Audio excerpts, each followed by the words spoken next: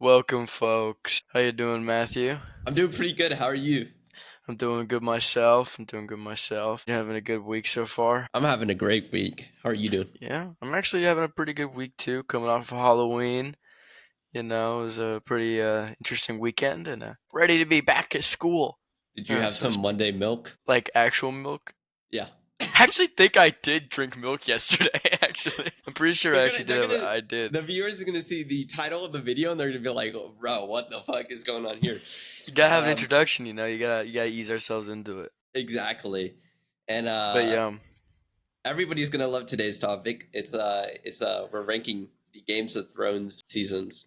Yep, I think Matthew has been noticing that we've been kind of talking about Game of Thrones a lot recently, Yeah. which is weird because it coincides with it was kind of independent of each other because I think Matthew was getting some reels about it or something and he was having a resurged interest and then independently of him like me and my roommate started watching it because he's never seen it before.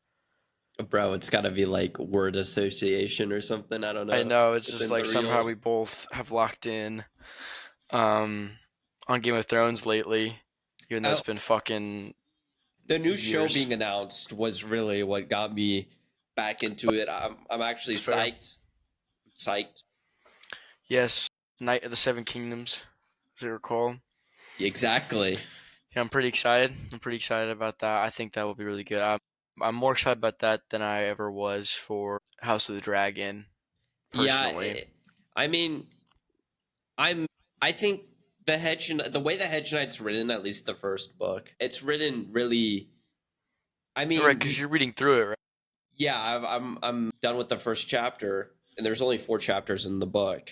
But when you read it, it's not written similarly in a similar style to Game of Thrones because you're not hopping around character to character. It's Right. written very simplistically. I mean, you're not going to be able to take a lot of creative freedom, right? But you're not going to be able to fuck it up. So, Right. I mean, Kind of like The Hobbit eh, in respect to the Lord of the Rings sort exactly, of thing. Yeah, that's what you're exactly. saying. Yeah. And I mean, I'm psyched because um at the end of the trailer, there's a scene where there's like 6 knights going at each other on each side, and they're like jousting. If dude, number one ball knowledge reference here. If you've seen Ivanhoe, the start of Ivanhoe, at the very start, there's a tournament, and on each side there's 8 and 8, right? And you talk about Ivanhoe so much, I gotta fucking Dude, just watch this you movie. gotta watch it, bro. It's like my childhood. Anyway, lit show, lit Have you movie. watched the book? Ivanhoe, the book made by who's his name? I remember it was a book. It was bestseller back in like 1917 or some shit. Yes, Like I think it's an way old back in the book. day. Hold on, let me look. Or now, so when you talk about the movie, are you referring to like the first one, like the 1952? Yeah, I'm referring to the 1952 Tricolor movie. Okay. Also, the Um, book was written in 1819. that's crazy, but dude, Yeah. lit book from what I hear, from what I Interesting. suspect. Like I had heard like, tell of this movie before I even knew you, but I had never heard anybody like acclaim it so highly as you have. It won an Oscar. It Um, won a couple Oscars, I believe. Like the way they put color onto the movie, at least from what I understood, it was like a pretty novel idea at the time. Like not a lot of people were doing it, Interesting. and it's like kind of it's an interesting story because, and I think it's a story not often told. It's talk like you have the Anglo-Saxon king, and then you have the Normans. They're kind of going at it. Anyway, besides Interesting. the point of today's video, Yes. which is obviously Yes. Game of Thrones. Do we ranking have the seasons. I do we got it have a up. tier list set up? Okay, I got it. I got it. I was thinking about it. I was reviewing since I'm in a rewatch currently, and it's been probably about 3 years or more since I've watched the show in its entirety, and I've only watched it once. So I was reviewing. Season one's fresh in my mind because that's what me and my roommate just finished. But I was reviewing through the other seasons, mainly trying to remember what the fuck happens in one specific season because I can kind of attribute certain things to most of the seasons. It's just one that I was trying to think about. Yeah, I mean, when it came to making this video, I just wrote down basically the major points of what happened in each season, And then Mhm. obviously I think I watched it a little later than you did when you watched it, because I Mhm. watched it, I guess, later into high school, or not later, but like midway through high school. So Yeah. still Yeah. remember All right. some. So, oh, so we're doing it like we're We can do a ranking more each one. in I see. Okay. depth analysis Yes, I later. see. I see. So Okay. we're gonna go in order from Oh, this seasons, is interesting. Okay. and we're just gonna assign them a value. Okay. I know where I stand with this first season. If you do, Yeah, I do. and I think it's actually, and actually, I think I've just changed my mind in the literal split second that I've I said think that. it's in the 4, Okay, so see, I was thinking that. respectfully. I was And by the thinking that, but way, then I thought, like maybe it's three. here's the thing, right? The top 4 spots are so good, or that I Mhm. should say the top 5 are all good, Mhm. and then you massive fall off. So Mhm. we're not disrespecting the first season by putting it in 4 or 3. Are we debating between one? Are we debating between 1 and 2 and where they go? Yes, because what I think two does a really great job of expanding what's going on in the first season. That's yeah, I But I agree. also feel like it has a 1 is such major a good lack start. of like very specific events. You know what? I think 1 deserves to go in the 3. Yeah, I kind of agree because I think two expands upon one in a great way, but one is so novel And and it does a great also, job setting everything yeah, up. exactly. I mean, it's the thing that gets it all rolling. And if 1 wasn't good, or as good as it Yeah. was, we wouldn't have gone in any of the other ones. Like I think maybe two could be is like possibly better than one in the sense of like actual quality. But in terms of what I remember, like two, and that's what I was speaking of earlier with trying to remember what happens is that season two is the one I remember like the actual least concrete like specific events of. Yeah, You know what I'm season 2 saying? is like when the War of the Five Kings sets off. Yeah, and like we meet Egret, and it's like that's important, but a lot of the stuff that is important about season two comes into fruition in like seasons three and four, Yeah, and a lot true, of and a true. lot of the things that happen in season two are because of I setup mean, from season season one. 2 is like Stannis attacking King's Landing was phenomenal. And Is that when? Okay, go ahead. I think season 2 deserves to be put in the 4. I'm going to put season 2 in the 4. I Um agree. This is not to say season two is bad. That's not at all what I'm saying. I think yeah, no, season two I agree. I think it's great. I is think that the battle with the ships and they have like the yeah, green Hellfire. fire. Yeah, yeah. Okay, that's a good Um battle actually. That is a really good battle. I I agree. forgot about that.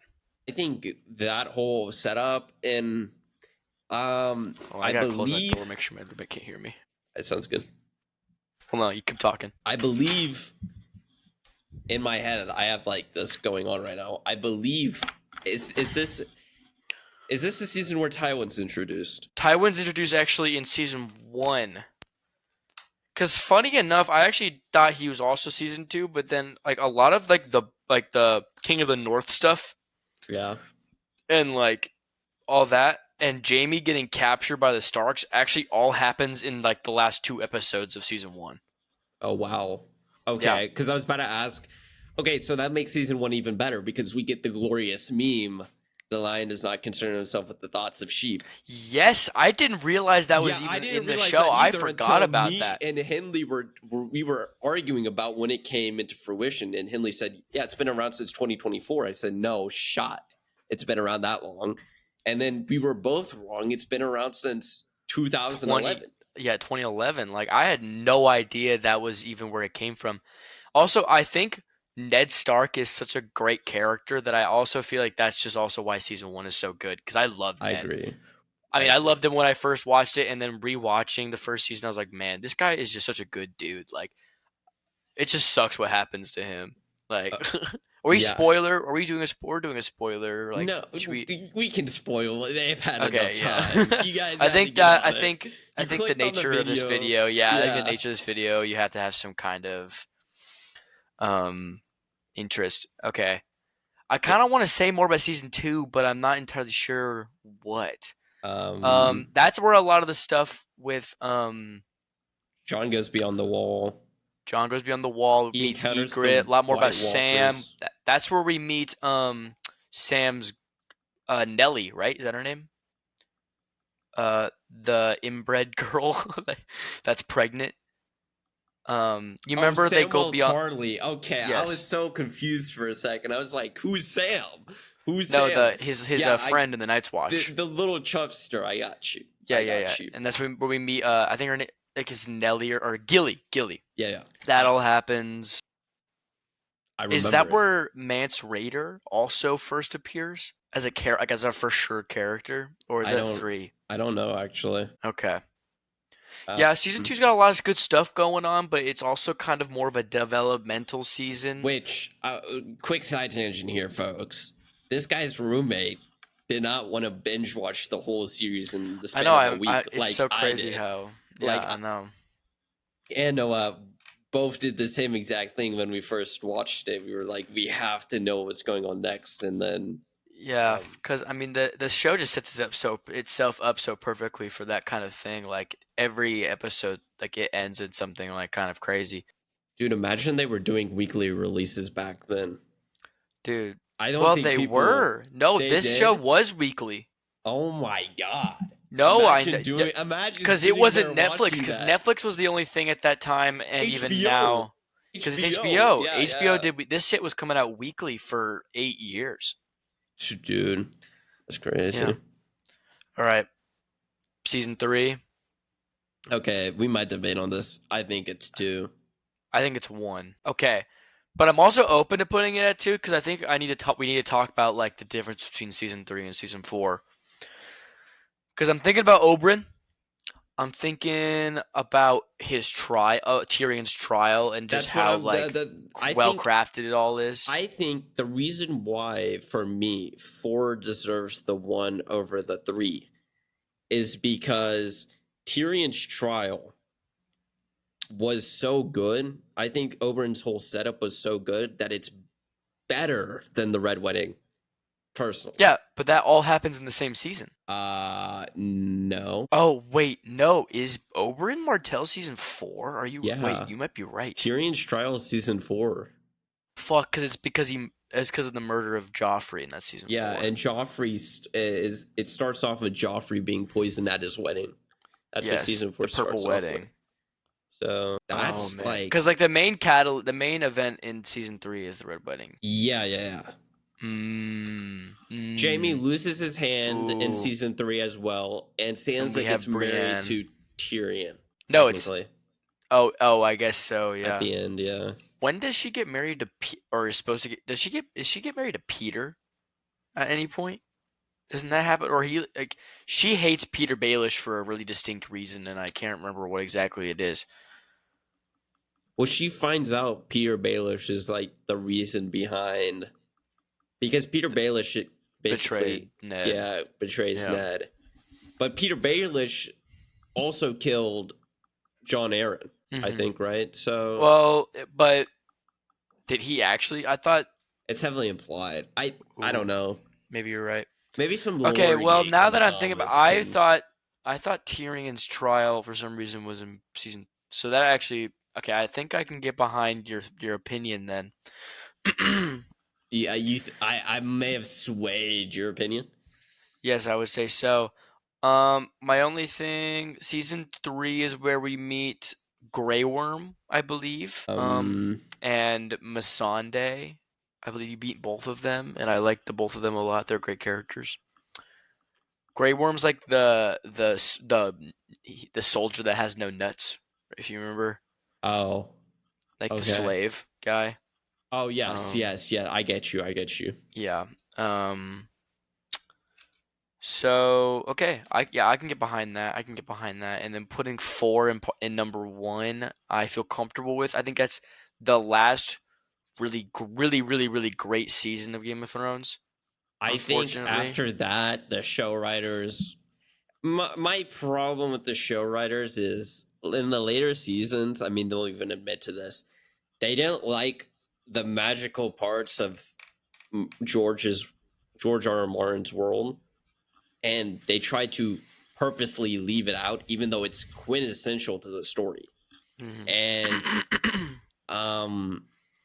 there's like they would purposely keep alive certain characters that the fans liked a lot, which is like you can't do that with this show if you're adapting the books. Right.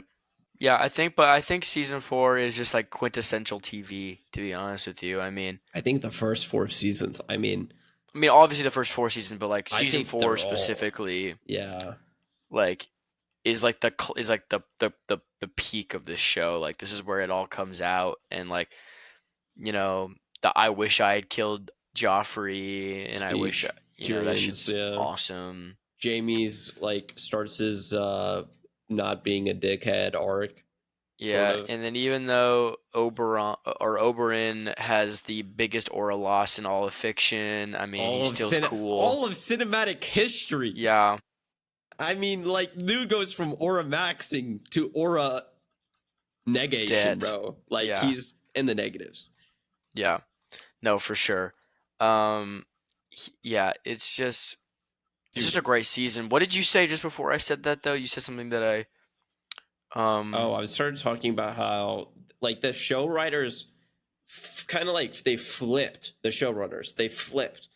So, like, instead of just staying true to the story, oh no, that's not what I was talking about, but go ahead. or instead of staying true to the story, the fans would actually affect how they wrote. And then on top of that, so they purposely wouldn't like write off like certain characters. Um, and they didn't like the magical parts of the world because they wanted to keep it more realistic. But to Mhm. me, that's like what are we doing here? Yeah. Are you speaking namely to Catelyn Stark's fate in the books as compared to this show? That the way that we'll get into this later, but the way that the Night Walker, the Long Night was one literally Yeah, but 45 minutes. also we'll talk about that because that's not without George R. R. Martin being at fault either. I'm afraid. We're gonna have a debate on that later. Yeah, we'll Anyway, debate this. season 5. I think it goes in 5. I agree. Yeah, I don't think that's a negotiable. I think it's a step down. Um, it's definitely, and I think and I think I think it's entirely possible that season 5 is potentially better than season 1 and season 2. But because of how good season 4 is, and then the noticeable drop off to season 5 as a whole kind of it leaves you a bit more sour. I agree and I disagree. I think I don't know if this. it's better than season 1, like in 2 as a raw product, but it's more of like retrospect. I think this is where we start to get into the problem of it being a TV show in season 5. Because the book this was based off of, like when Tyrion reaches Meereen, he doesn't just like in the show, he kind of just walks on in and he becomes her advisor, sort of. Like comparatively to the timeline in the book. Because Tyrion in the book is like a multi-year journey, whereas in the show it's not. And this is where we kind of start to see the glimpses of just like TPing across places Right. in the story. But like, I still think it's a great show. I still think it's completely fine. And had they not done that in 6 or in the later seasons, I'm sorry, I would disagree with that. But One of the other things about season 5 I like to think about is that like it sucks because like I love Arya a lot, and even after she becomes a faceless one, I still like her a lot. But I feel like for some reason her arc in Bravos is so boring. For some reason, no, I because agree I feel like completely. the faceless one stuff is like interesting, like as a concept. I feel like, but They it's like they kind of boring. they kind of they kind of started like my problem with Arya is they kind of started writing her in the later seasons more like boring, even though the concepts were there. She just didn't have, and we'll get into this later again because I have big problems with the character later on, but in this season they could have written that so much better. And there's like they could have like maybe latched out at these theories that haven't yet been confirmed in the books, like that her original sword training master in King's Landing. Syria or Yeah, is the same guy as the faceless one. Or I know who you're talking about. Yeah.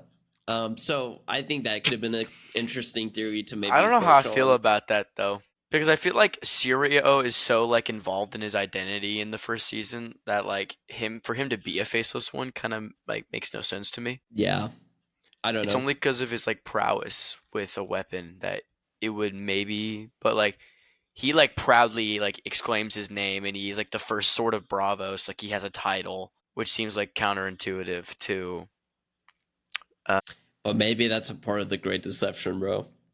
Think about it. potentially He's 2 steps ahead. Velidaharis Always, Velamogulus, man. I don't always know. 2 steps ahead. Anyway, season 6, I actually am gonna have a hot take here. What's he gonna do? Okay, because I think it should be in 6. Okay, you say it should be in 6, and while I agree with you, I think it sets up 7 and 8 to be so bad that I think it deserves to be an 8. In 8? Yeah. You think it's the worst season? Here's why.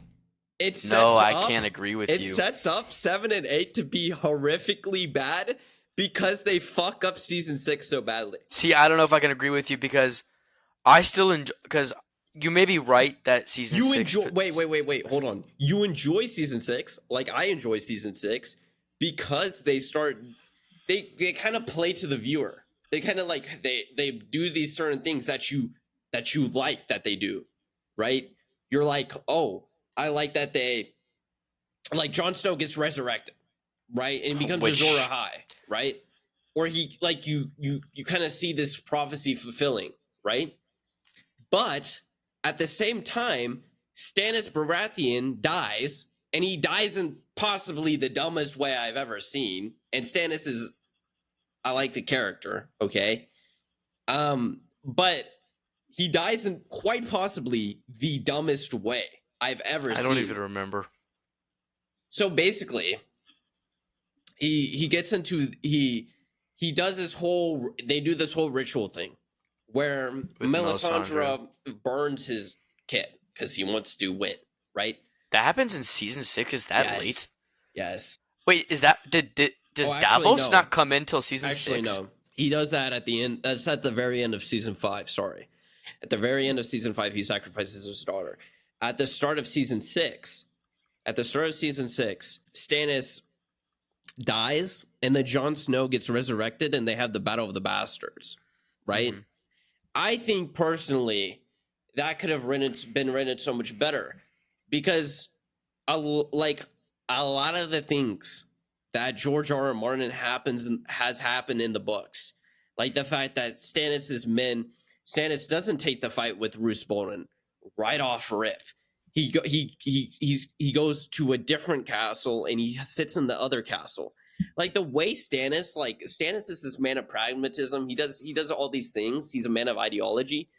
He does all these things by like his code, and then he yoinks that out the window just so he takes this fight on a whim against Roose Bolton. He would never do that. I mean, the dude's not a dumbass.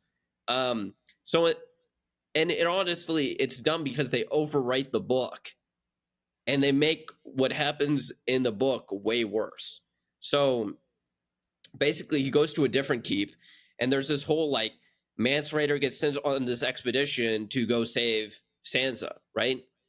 But in the books, it's not Sansa who's captured by Roose Bolton, it's Jane Poole, which is Sansa's best friend from her childhood. But then in the show, they replace her. And I don't like the seasons. I like they tie up a lot of these loose ends in season 6. They tie in a lot of these threads. They start tying them down when I don't think they needed to start tying down the threads yet. They need to keep the threads going. You know what I'm saying? Yeah, I suppose. I just feel like the problem is that like season 6 is kind of nebulous for me because like I don't remember a lot of it that well. I remember like season 6 Battle of the Bastards. Think Battle of the Bastard, Melisandre. like I know those like main events. Cersei blows up the scepter building, which I think that shit was crazy though. They The could have Tyrells. they could have done like what I'm saying is they could have done a mirror to way better to do that way better. I think they could have also Jamie stops his hero arc, goes back to King's Landing, drops everything, has sex with Cersei again. The whole character That's not arc, true. the whole character arc is That was done. season 8. That was season 8. Season 6, Jamie's still with. I think he's still with Brienne, or he's with Bronn. I can't remember which, but that doesn't happen until season 8, because in season 8, Jamie participates in the Long Night, and we think that he's gonna stay with Brienne after the Long Night ends, and then he goes back to King's Landing to save Cersei. No, because it's over Tommen's body. That doesn't make sense to me. Doesn't Tommen throw himself out the window? Yeah, but she's at his funeral. Like, she's looking over his body. Yeah, I think it happens in season 6. In the that finale. Jamie goes back to Cersei. She's standing over his dead body, and he fucks her. So this is either end of season 6 or start of season 7 that this occurs. I don't remember that happening at all. I thought season 8 is when it was ruined. That doesn't. I don't know if that's. Regardless, I don't know. It's hard to say, because I mean, I like a lot of the Battle of the Bastards stuff. I think Ramsay Bolton is like a pretty well developed villain. I fucking hate him, but he's a really well developed villain. One sec. I'm looking this up. I don't know if I feel comfortable putting in 8. I could put it in 7. Season 6. Yeah, I'm fine. I'm fine with that. I mean, it was my hot take. It's my hot take. Because I know a lot of people may disagree with me on this. Like, objectively, it's a better viewing experience, watching experience than the other seasons. But I think it sets up those seasons to be way worse than they were. And honestly, I think Game of Thrones, to be honest, I think they were set up to be fucked from the start.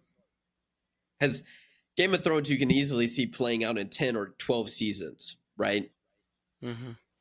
And they wanted to rush it at the end. But I mean, that's also their fault. So that's also the showrunner's fault. So, yeah, shouldn't have done that. I don't know what else to say. That's interesting. I don't remember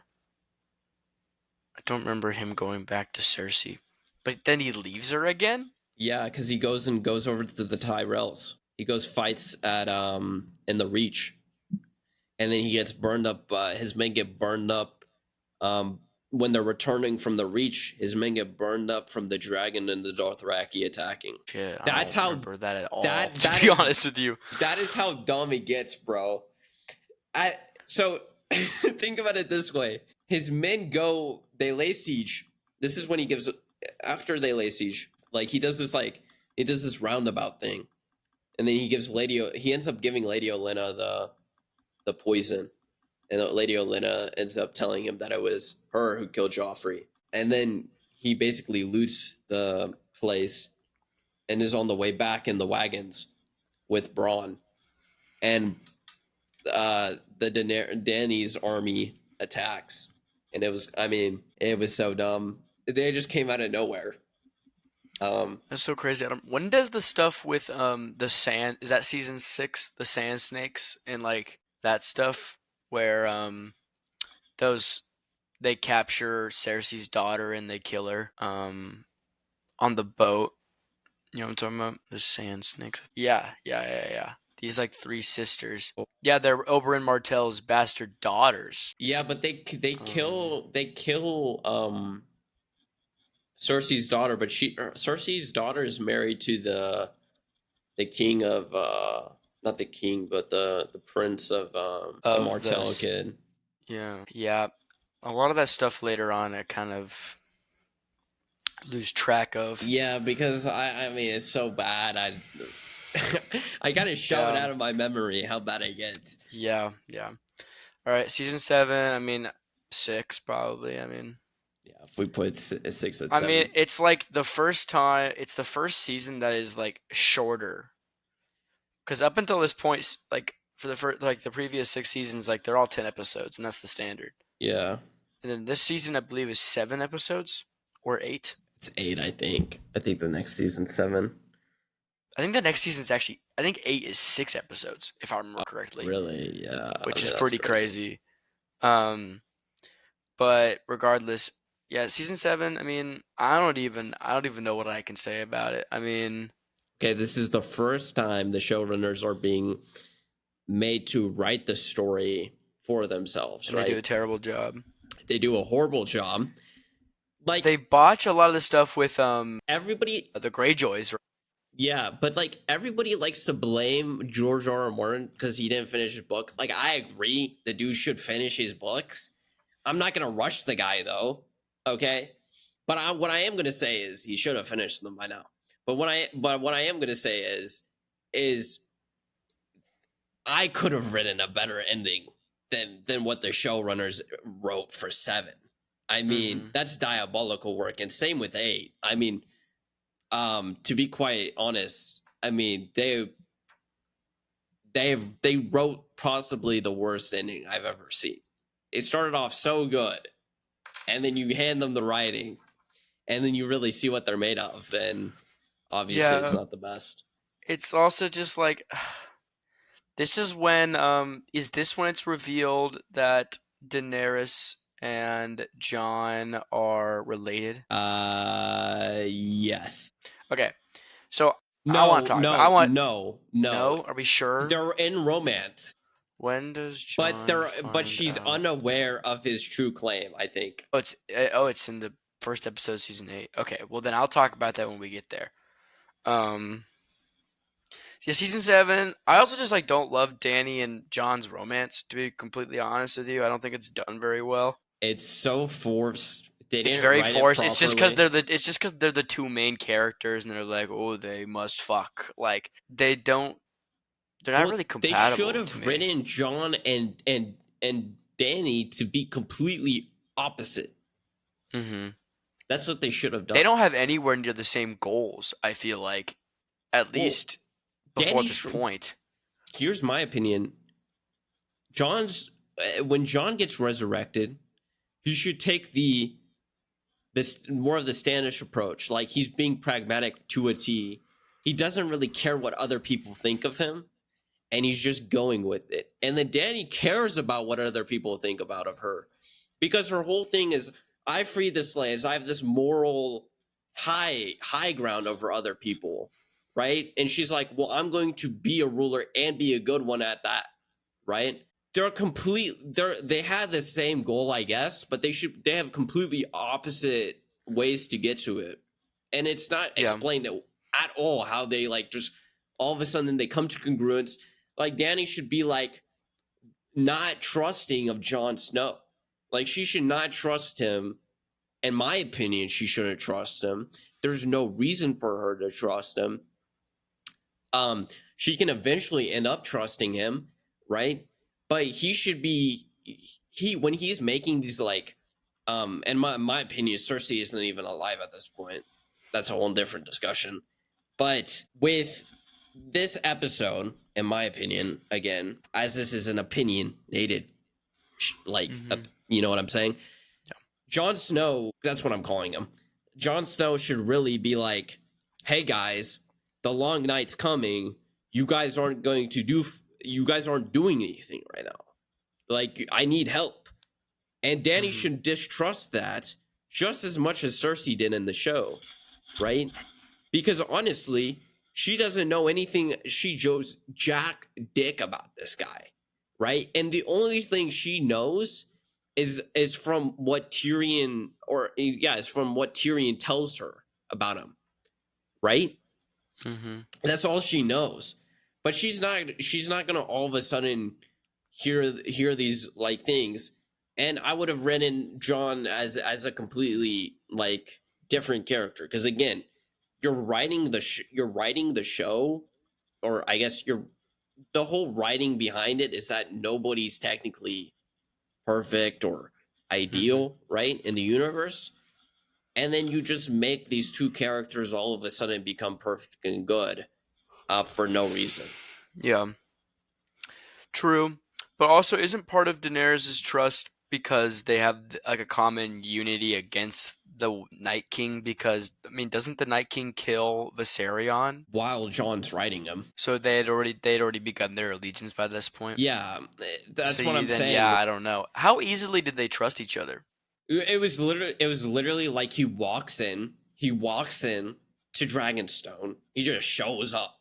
He shows up to Dragonstone. He steps in and he's like, "Hey, Danny, we need your help or we're fucked." Like See, because like I feel like maybe Jon Snow, it makes more sense maybe for Jon Snow to be kind of trusting of her because I feel like maybe that's more in line with how he is as a character.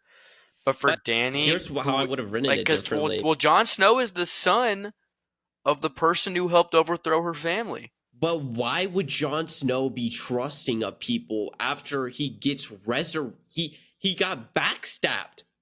He got backstabbed by his brothers.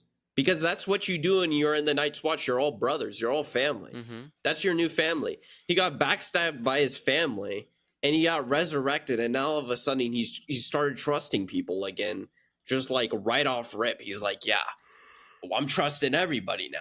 You know what I mean? Like, I don't personally understand it. And then their love is so forced. It's like, oh, they're brother and sister. That's fun. Or not, they're not brother and sister. They're like cousins or something. He's her nephew. Yeah, yeah. He's her nephew. And since they're nephews and they're Targaryens, they just fuck. Which, that's not true, by the way. Not every Targaryen is incestuous. So, it is a thing that occurs often, but it doesn't occur all the time. You know what I'm saying? Yeah. Wasn't it like a contentious thing in House of the Dragon to be like... It's still contentious.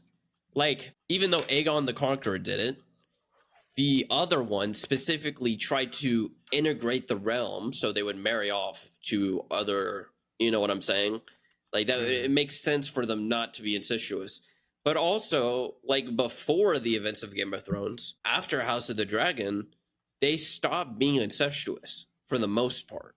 Like, I think, because I think one of them, I want to say King Aerys, but I might be wrong. The Mad King, and there's a specific plot point when we get to season 8 that I think could be cool with the Mad King. In season, I think Aerys marries a Bracken, so the whole like story kicks off with a non-incestuous relationship, being that Rhaegar supposedly kidnaps Lyanna Stark, which doesn't turn out to be true, but but I'm still behind Robert on that rebellion. I mean, yeah, I'm backing my boys still. Yeah, even though Robert kind of sucks, but he sucks as a king. Great conqueror. Yeah, that's true. Like, there's a really good line in season 1 about it. God, I was strong. God, I was strong. No, it's like someone's talking about Robert Baratheon being a good warrior but not a good king. Yeah, or something like that. All right. Which, okay, that's why I'm saying Stannis would have been a better king. Anyway, besides the point. I agree. Okay. Here's the thing about this next season, right? I actually want to start off by saying that I actually kind of have some kudos for it in the sense that there are things about it, and especially technically the major plot points of the season, I would say, that I actually don't think are bad as concepts. But that's an important distinguishing factor as concepts, right? But as things that are executed, as plot points that are executed, they suck. They lack setup that is proper and makes sense, and overall ruins the season. Namely, Jon being revealed to be a Targaryen. I don't think any of them are good. I think that could have been a cool plot point potentially. Well, no, it just comes out of nowhere. Jon being a Targaryen actually makes a lot of sense, right? Because the whole prophecy goes like, you know, the guy's going to be breath from fire and he's going to beat the Night Walkers. You know what I'm saying? So, sure. So Jon being a Targaryen, Jon being of like literal like dragon blood makes sense. Like his blood's literally he gets reborn as fire. I think he should have been reborn twice, but that's besides the point. And I think what makes me most mad about this season is the long night episode being 45 minutes long, and the person who kills the Nightwalker, who is set up as the villain from episode one, was killed by Arya Stark. Like, what are we talking about? What I We will just say got is rid that of all this dynamic setup that we made in previous seasons. We just threw it out the window. yeah, what I'll say is that I think, interestingly enough, I actually think the Long Night episode, like as an episode, is cool. Like a lot of cool stuff happens. The battle is cool. Like the fight is cool. Like it's like well shot and like it's like a cool episode. But like when you contextualize it in the Yeah, show, yeah, I agree. it's automatically just Or- like Arya's cool. Like the way she kills the Night King is cool. Like she like does the dagger drop thing, like that shit's cool. And I thought that was badass when I first watched it. And I understand your point about John being the one that should have killed him, considering his whole thing was being beyond the wall and like stopping the long night. No, but what And I'm saying is they failed to stop the long night. Have the long night literally go till King's Landing. Like they should have been like, oh, we're getting overrun.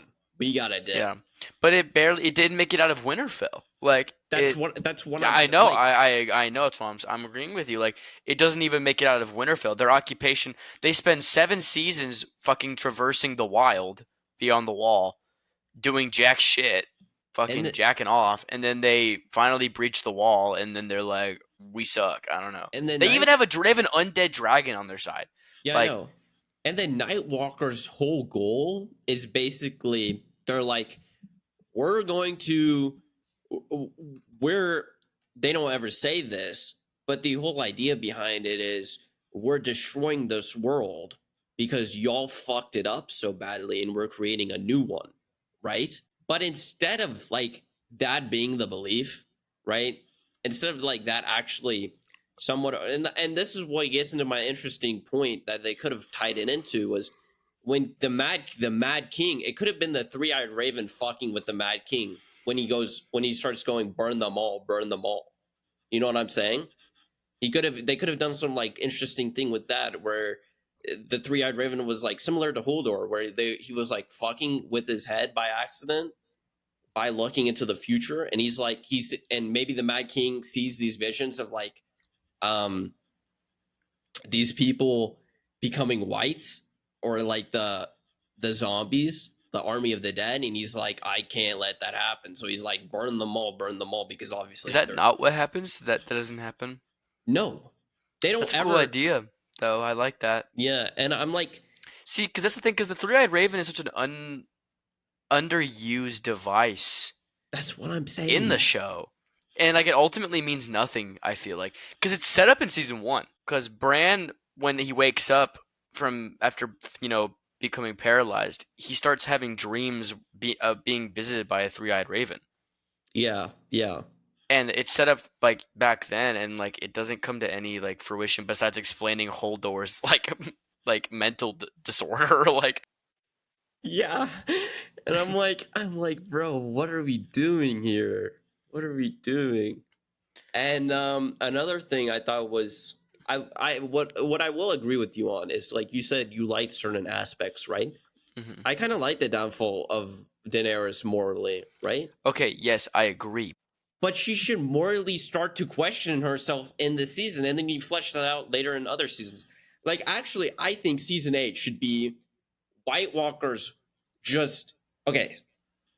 This gets back to season 6 because season 6 should not occur how it occurs. Like it should not have happened how it happened in season 6. And I think Littlefinger not living longer as a better device that you could use. Like my whole thing actually with Littlefinger is Littlefinger should actually live till the end. He should have lived till almost the end. Littlefinger climbs the ladder. You know what I mean? You go back to that famous line, and you have Varys and him talking in the throne room as the army of the dead is descending upon King's Landing, and Varys is like, you like this whole hinges on an entire idea because Littlefinger has the most money in out of the Seven Kingdoms because of his brothels, because of his network that he sets up. So he was actually great at financing shit. So he buys this whole army of mercenaries and he like pretends to help, but he's in the end he's going to try and end up as the king, right? What I'm saying is him and Varys are talking in the throne room as this is all going down, right? And he's kind of like proposing himself as king in a way. He's like sitting on the throne. And him and Varys are having an argument, right? He's climbed the whole ladder, right? Because he says chaos is a ladder I can climb. But what happens when you're at the top of the ladder? Well, according to his own idea, he would fall off, right? He would be dethroned. So Varys and him died to the White Walkers in the throne room.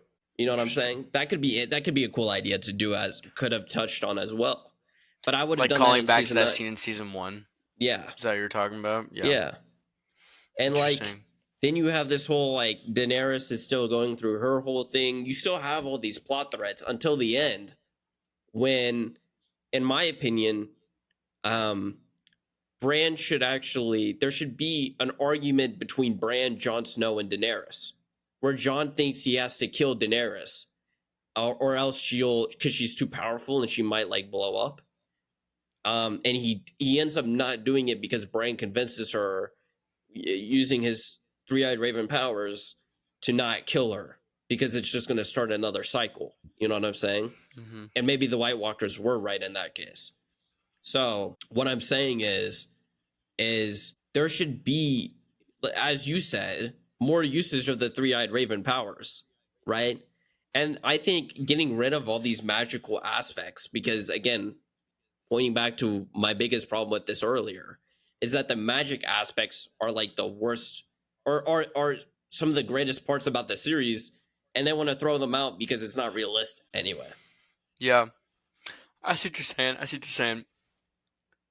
It's hard to like work around what you're saying because it requires me to remember certain threads that I don't necessarily remember at this point. Because I know you've been doing a lot of research, I think, about it. Yeah, and I've been reading the first book as well. So yeah, but I will agree. I think it would be interesting because I was quickly researching. I was trying to remember how Varys was actually killed. Which makes little sense to me upon recollection how it happened. But then also I will agree, like I actually do agree that the Mad Queen thing makes a lot of sense. And I like her going mad like her father, but I think it comes so abruptly in the season and she has no like inner turmoil about it. Like yeah, she I doesn't think it should struggle with it. It should come out of a loss of identity, not necessarily, you know, what does it come from in the show? I think it literally happens in season 8. Why does Danny? Because I think it starts kind of with killing. Key events that push her towards it is the deaths of Jorah and Missandei, betrayal by Varys, and Jon Snow's rightful claim to the throne, which are all events in season 8, mind you. All 3 of those things happen in season 8. So I feel like it just comes so late that it almost like it doesn't make much sense to me. And I think there should have been more reason for it to happen. I don't know. I also just like I hate the last like 2 episodes of that show so much. Like Jaime going back to Cersei, even though I guess it happens also earlier. Dies with in the dumbest Cersei way in his possible arms in the fucking basement of King's Landing. Yeah, it's just that shit was so stupid. You know what? Going back to season 6 again, bro. Going back to season 6 again. She should have been like there should have been sort of this mirroring of her and the Mad King where she's like starts to lose her grip and she's like, well, let's just burn them all. Yeah. And then as she's about to light the fuse, Jaime goes, we ain't doing that again, and kills her again. You know what I mean? And it would fulfill the prophecy. So I I don't know why they decided to write it like that. Because I mean, season 8 is such a horrid. Yeah, full of character But assassination it was honestly and built plot. on the follies of its previous season. So I don't. Yeah, but you can also there are ways to save itself from Yeah, those, yeah, and it just didn't do it. And it is partially because of outside reasons, like the directors were hired or the writers were hired for a different these project, showrunners, yeah, which and they then got fired which they from, then got fired rightly. from. Hmm. Actually, I don't know. Were they guaranteed all 3 Star Wars movies? I don't know. I thought they were only supposed to direct Solo or write Solo. Oh, I thought they were supposed to do the Was Star Wars Star trilogy. Wars movie That's why I was thought they rushed it, because it was like that David was like a massive project, and then season 8 went Benioff. over so badly that they were like, stop. David Benioff. We're going to make a trilogy. Oh, they were going to make a trilogy of Star Wars films, with the first one tentatively titled The First Jedi. Yeah, you're right. Okay. Yeah, that's what I'm saying. Like, I think actually they would have done a better job because they would have gone in all 3 movies than what we got with Star Wars. Because maybe, I don't know. I don't think they're good showrunners anymore because season 6, 7, and 8 were so bad. I mean, they did do a good job with the first 5. I just don't think they can write that well. And I don't I think that's disrespectful to them. I think it's just a fact. I will say what I'm curious about is it's hard to put so much blame in their hands. How involved was not Tolkien? How involved was Martin in the writing process also? So here's the thing. Martin was writing these books for a long time, right? Hmm. And I know a lot of people like to pin some blame on him, but to be honest, if I'm like when Tolkien was writing, Tolkien wasn't like getting hurried up by a massive studio to finish his books. You know what I'm saying? Because nobody Sure. was like, "Hey, your books are a massive success. We're making a TV show." Right? But that's in part due to his faulty too, because he sold his rights. But what I'm saying is I understand where he's coming from as a writer, but I also understand where the show, or not as a writer, because I'm not a writer, but I understand his head, his thought process. He's like, you know, because when you're creating something, you're like, well, I don't like the way that sounds. You're coming up with all these ideas, and sometimes there's a lot of there is, and arguably a lot of pressure on Martin to finish his books way better than maybe any other piece of literature right now. I couldn't tell you a different one, but and I could be wrong, but I mean, the guy's going through an immense amount of pressure. He's probably putting a lot of pressure on himself because he's seen as this great writer, right? And probably doesn't want to write it that well. But I understand where the showrunners are coming from too, because they're in the shit spot as well. If I was the Yeah. showrunner, I would have been, and I wasn't a good writer like they are. I would have been like, or if I didn't have a good team of writers, like they obviously didn't, I would have been like, you know what? Fuck it. HBO, fire me. But I'm not having this on my resume. You know what I'm saying? Yeah. Because I mean, I couldn't, like, if they were gonna rush me, I couldn't make 3 seasons. I couldn't give you 6, 7, 8 without really thinking about it, without really writing. I mean, it is their job. So they're gonna do it 8 hours a day plus, you know what I mean? Yeah. So I don't know. I think it's a give and take. Yeah, it's just hard because I understand because like the show had some pretty major momentum going for it. Like it was going at a season a year, yeah. Yeah. Like pretty much its whole run, I'm pretty sure. And they had to keep up the momentum, and I was looking eight into it, years. Yeah. and in after season 5, Martin pretty much stepped back from the whole project and didn't really help at all. Not that he had to. It was to step back and like write the books and such. But I do think he should have stayed on to help, especially if because it says that he gave the showrunners his vision Yeah, for the yeah, he rest of the did. He show. gave them three, like, he gave them three, like, that's just what I'm saying, though. The thematic points we like, I think, I'm like thinking in my head right now, the thematic points we like that they explore in season 8 fully is thematic points he brings up, right? So, Mm-hmm. you know what I mean? Sure. Yeah. It I mean, just. Yeah. Go ahead. obviously he's not like writing the books. I mean, if he does this, I'm gonna be pissed. But obviously he's not gonna write in the books Arya Stark stabs the Night King. I mean, I hope to God he doesn't. Like, Yeah. and if you write that into your show, I mean, did you did you read at all? Like what was going on? Like, it's one of the biggest fuck ups I've ever seen. Because you're setting those grounds from literally season one. That's a prophecy that will be fulfilled. Or at least explain why the prophecy was wrong. Yeah. You know what I mean? Yeah. My thing is that I was kind of. I'm gonna be a little bit honest with you. The Zora High stuff, I was a little bit disinterested in, just because like Chosen One prophecies are like done and dealt with, in my opinion. Like they're so frequent, and like that is what it is. Like it is just a Chosen One prophecy. Like this person is meant to do this. It's like a Lizan Al Gaib thing, and like it can be cool, but I don't really remember it being set up that early, at least in the show. Like in season one, from what I just watched, it isn't mentioned at all. Well, no, I'm talking about like the White Walkers being this massive problem that's set up in Okay, okay. episode one. Yes, And yes, okay. then later on, like I believe in season 3 or season 4, when the Lightbringers come up, they Hmm. start talking about this. But that's in, I believe that's book 2 and 3 that I'm talking about here, that like realm. So, and he's working Hmm. on 6 and 7.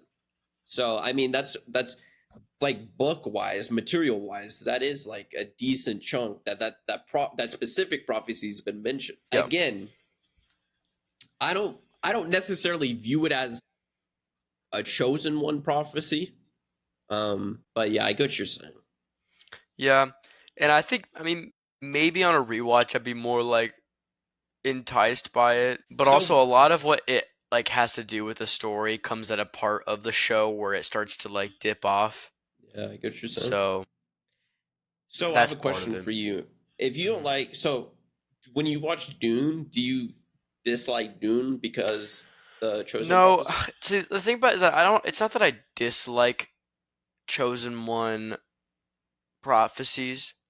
And actually, I would argue against Dune as a Chosen One prophecy only because it ends up technically not being true, also. But he had the opportunity to make it true and he didn't. Exactly, which means it's not true, which means he's not the Chosen One. No, He's but not the his Kwisatz you know what I yeah, mean? no, Like but that. his son was. You know what I'm Doesn't he saying? also fuck up, I thought? I have only read the first No, two because he books, to be fair. so in the third one he goes like he's like, yeah, I'll you have to become the worm, Yeah, basically.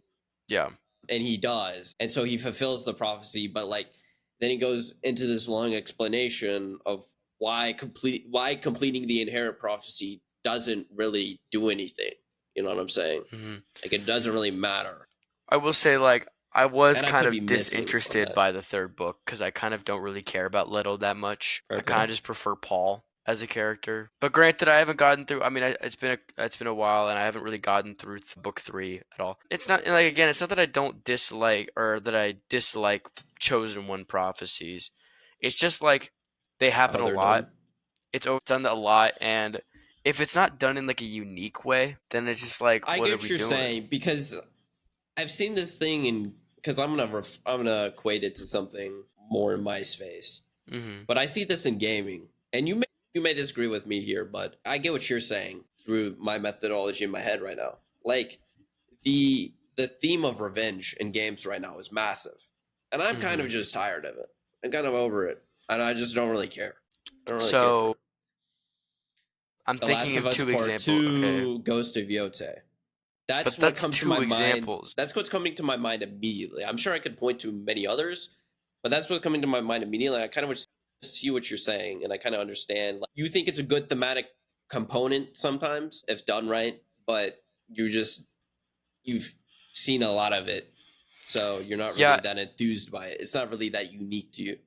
yeah. Like I think any plot point that is overdone can be still done. Like I have no problem with most plot points that are overutilized as long as they provide something unique to the genre of which it is contributing. It malleates that's not a word, but like it changes something about the atmosphere or the stratosphere of what it's talking about. Like specifically, like I think subversion is a great way to do this by setting it up and then having it be subverted by something else is a great way to do that. Or, there's ways to do it and it's specific to worlds. It works in some things cuz like in Star Wars, for example, like I have no problem with the Chosen One prophecy because of number 1 how integral it is to the story, and number 2 like how it's you originally think it isn't fulfilled, but then it is by the person you think didn't fulfill it, if that makes sense. Yeah, I get what you're saying. I get what you're saying. So, Like, Anakin Skywalker is the chosen one. but he's not the chosen one at the time of which you think he is. Yeah, I get what you're exactly. saying. Yeah, like it comes to fruition much later than you think. Yeah. And I don't know, like, there's other things with it. And it's not necessarily that I dislike the Zora High as a concept. And again, I would have to rewatch the show to fully think about it and give it mind. And again, it comes at a part of the show where it starts to dip in quality.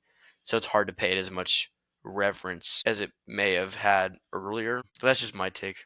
I also think, I think the showrunners were set up inevitably to fail because, towards the end of shows, you kind of have to. If I'm looking at it and I only have 14 episodes, because 8 plus 6 is 14. If I'm looking at it as a showrunner, I have 14 episodes. We're talking about seasons 8 or 7 and 8. 7 and 8. Well, I guess let's just make it 24. Adding 6, right? Because I would also change 6. If I had 24 episodes to conduct, to end the weave, that's what I'm gonna call it, to end all these different plot points. Some made it and then conclude it in 24 episodes, and we just have this whole thing going on for like 5 seasons. We haven't even got to the climax yet, right? By this time, which is the long night. The long night should be the climax. We haven't even got to the climax yet, and I only have 24 episodes to do with. Right? I'm like, well, I'm up shit's creek. You know what I'm saying? I'm kind of fucked here. So I would have just if they would have hit me with that in season, before I started making season 6, I would have just said, yeah, I can't do this. Well, also, like, they just should have had the full 30 episodes in that case. And I think even those 6 extra episodes that should have been in season 7 and 8 could have done wonders for it. I maybe could have done it. I don't know if this is true, but maybe season 8 also had lesser length episodes. Or no. You know what I'm saying? So they might have got double crunch. But I still don't know if I could have concluded it in 30 episodes. I would have wanted closer to 50, to be honest. 40 to 50. And I don't think that's me dragging anything at all. I think that's just me trying to, do the weave, but finish it how it's supposed to be finished and conclude it in a satisfying way to the audience. Also, each episode of season 8 is an hour, so it's still the same. It's still the same length, and actually, yeah. So there are only 7 episodes in season 7, actually. So they only had 23 episodes at that rate. So, which is only 2 actual full seasons. 6, 7. I had to do it. Yeah, I know. You said it earlier, and I was compelled, but I resisted. Oh, yeah, I did. Yeah, did I say 6 or 7 episodes? Okay. See how we do. No, I think you were saying something about season 6 and 7 or something. Okay. Yeah, overall, show's still good. I think the show's good. Actually, I don't. But so we went. I think they did. I think I only count the first 5 seasons. I think they did great for the first 5 seasons. So I'm waiting for season 6, season 7, season 8. And 9 Do you think they would ever, and I mean if, I don't mean when, I mean if George R.R. Martin finishes his books, do you think people would at least try and get them remade? Yeah, I think it's such a massive IP. I think they would have to. I think, honestly, I feel like it would just be too messy to try. You need to hire me. You need to hire me and get that shit sorted out. We'd hire great writers. Anyway. Our ranking went 4, 3, 1, 2, 5, 7, 6, 8. Right. Yeah. Okay. Starting from Which top is to bottom. yeah, which I think's a phenomenal ranking. I think That's that's a how good I would ranking, have I would done it. say. I think season 8 was just so bad that even though season 6 ended up for failure, I think it deserves the 8 spot. Yeah, you had But to give it the disrespect it deserves. yeah, put it in its place. Anyway, I didn't think the video was gonna go this long, y'all. I also didn't think it was gonna go this long. We were But like I liked what we talked about. we were at like season 6 by like 15 minutes into the episode, and I was like, Yeah, I oh my know. god, it's gonna be like. But like, I like what we talked about. I think it's a unique conversation to have, and I think the Yeah. viewers do enjoy it. I think they would Yes. like it. Let us So. know your guys's. Maybe provide your own rank. I mean, to whoever is watching this, give your own ranking. Tell us what you Yeah. think. Tell us if we're stupid chud losers or not. I literally told them yesterday. I was like, to the viewers who watched the Overwatch 2 is amazing video, which a lot of people did relative to the channel. Mm-hmm. I literally was like in yesterday's video, I promise y'all tomorrow's going to be a fun short video. It's not short at all. It's not short at all. But we hope you enjoy. Let us know your thoughts. As always, folks. As always, folks, junk it out. Junk it out. Junk it out. But Thanks for first, taking your garbage out before with we us. say that, before we say that, yes. HBO, if you want to pay us $100 million or me $20 million, we will become shills. I mean, I'm trying to be a creative writer, so get me in there, baby. Exactly. I'll even intern. Hire my I don't boy. care. I'll intern. Hire me as your next showrunner. Then I'll hire you. There you go. Yeah. There you go. As my lead writer. Anyway. All right. Junk it out. Junk it out.